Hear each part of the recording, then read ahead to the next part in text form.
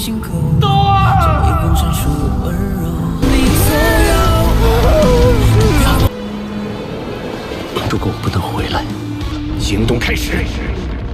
После смерти Ван Дунер много всего произошло. Хуэйха отнес ее в клан Чистого Неба к Нютяню и Тайтаню. А вернувшись домой, Хуэйха начал продолжительную тренировку в уединении. И вот, наконец он вышел наружу. Только представьте, он уже достиг 60-го ранга. После этого он сразу же предстал перед зрителями в новом взрослом облике.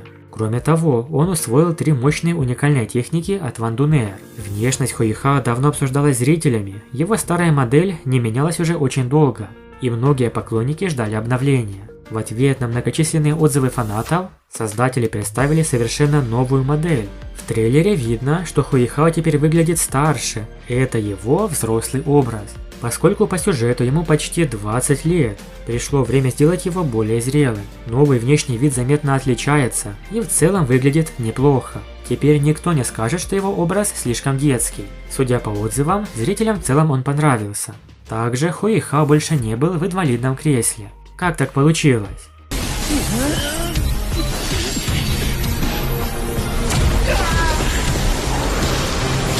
Хуэйхао смог наконец восстановить подвижность. Вернувшись в Академию Шрека и секту Тан, Хуэйхао решил заняться уединенными тренировками. Он выкопал область, которая стала его собственной пещерой совершенствования. Здесь он не был затронут внешним миром.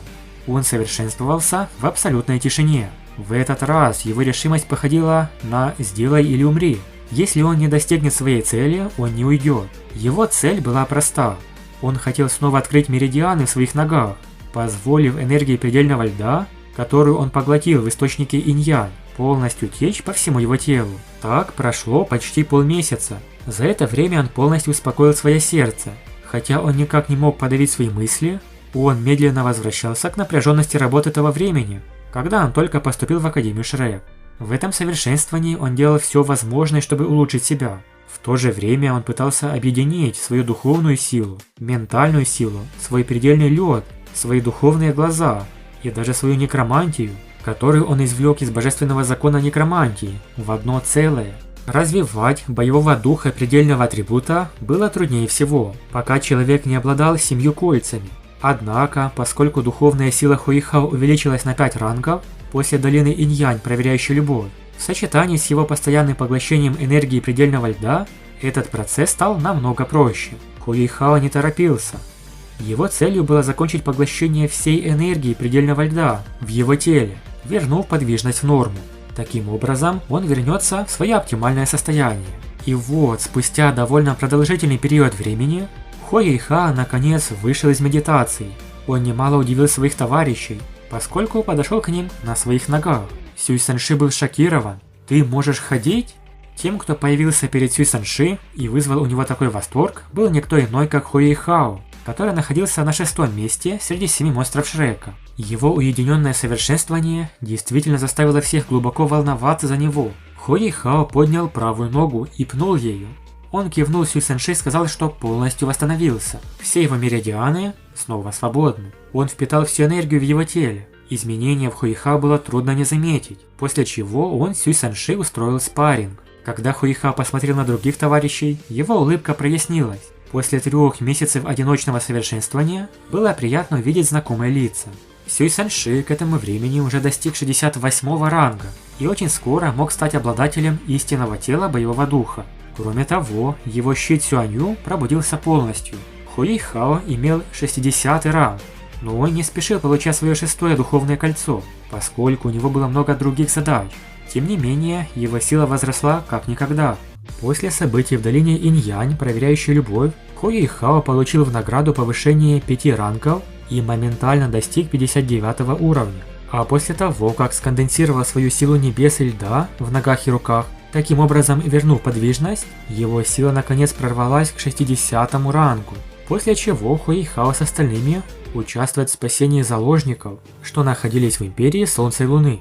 Как раз тогда Хуэйхао снова встречается с Ма Сяо Тао и помогает ей на время вернуть контроль. Но, к сожалению, злые мастера, среди которых было несколько титулованных, не дали возможности Хуэйхао уйти. На грани смерти он жертвует собой, нанося мощнейший удар, убивая мастера 80 ранга одним махом.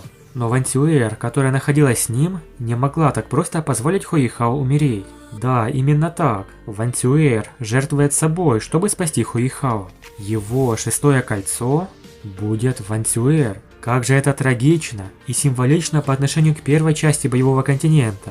Ведь по сути Сяову сделала то же самое для Тансана, только немного при других обстоятельствах. А что это за три великие техники, созданные в уединении? Все они связаны с Ван Дунер, ведь он разработал их в момент сильной тоски по ней. Ребята, также давайте наберем 2000 лайков под этим видео.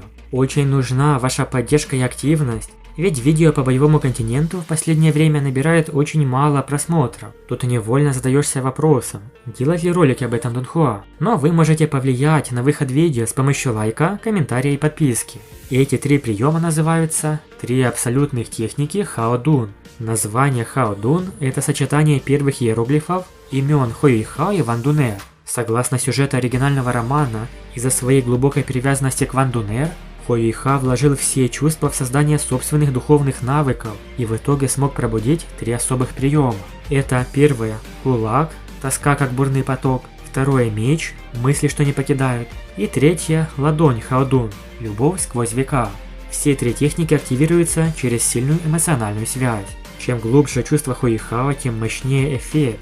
Как мы знаем, Хуэйхао станет богом эмоций, а эти три техники как раз таки зависят от его эмоций, а значит Хуэйхао постепенно движется к этой новой силе. Большое спасибо за просмотр, напишите в комментариях, как вам новый образ Хуэйхао. Подписывайтесь на канал, ставьте лайк и всем пока. Любовь не бой, а жертва без круга. Кто уйдет, чтобы спасти мечту? Ты мой выбор, моя весна. Пусть ты и плачешь сквозь тишину. Я исчезаю, чтоб не жила. В панике, в боли, в каждом шагу. Туннель твой шепот затих в крови. И я хочу любить вечно, не жди. Ты ушла, но осталась в любви. В каждый вздох в отражении зари. Хуэйхао кричал, но судьба не подвластна. Он обнял лишь тело без дыхания и сна. Тансан смотрел молча, как небеса гаснут, и как любовь превращается в прах. Но голос долины вновь ожил надеждой. Жизнь вернули, но не душу ей. Спит Туннель, как звезда без неба, в тени любви, не касаясь дней. Ты мой выбор, мой вечный свет. Даже мертвая ты со мной. Я ищу тебя в каждом сне. Твой покой, мой ад и мой бой.